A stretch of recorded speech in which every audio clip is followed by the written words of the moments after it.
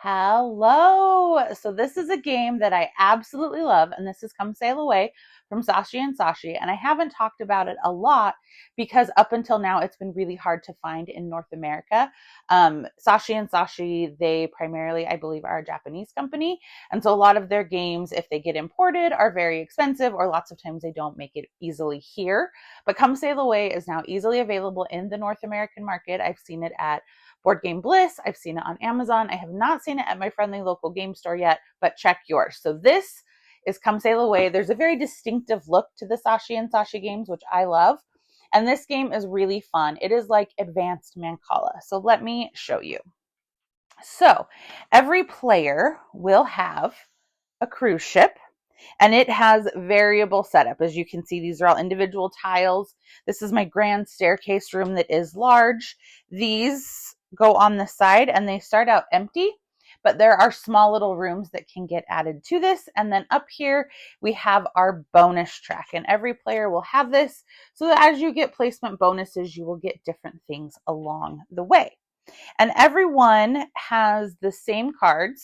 And then there are actually tiles that don't get used. You have 5 extra tiles. So the game will be different every time because these are set up differently and you don't play with every tile every game.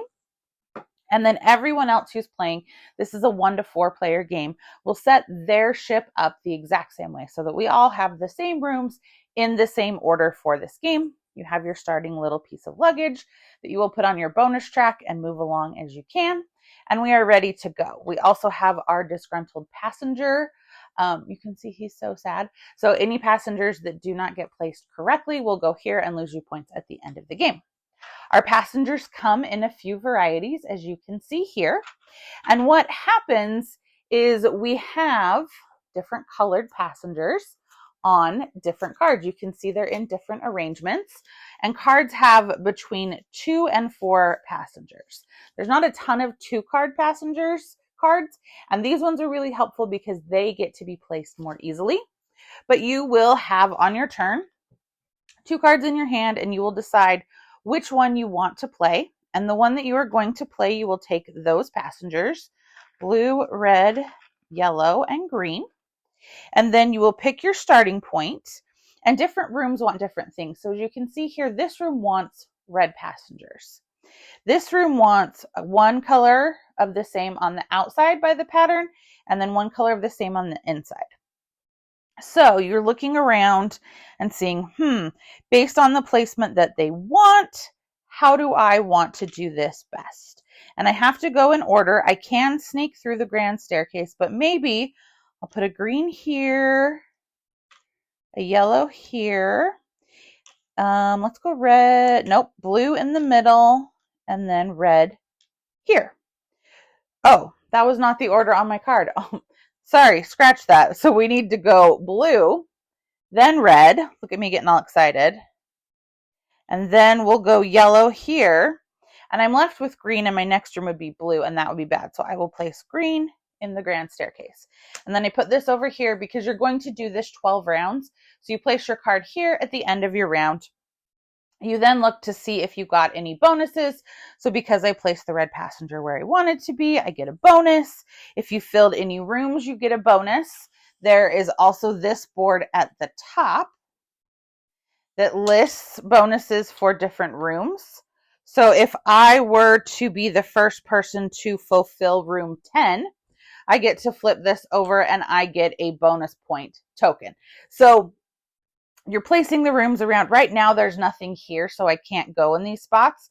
But once I earn rooms here, which comes from my bonus board, I then can snake into these rooms as well, which gives me more placement options. Once a room is completely full, I flip it over. And if I put passengers there, they then become disgruntled because that room no longer wants passengers. So you're having to plan out the most efficient route with your different cards. Like I said, the 2 passenger cards are different.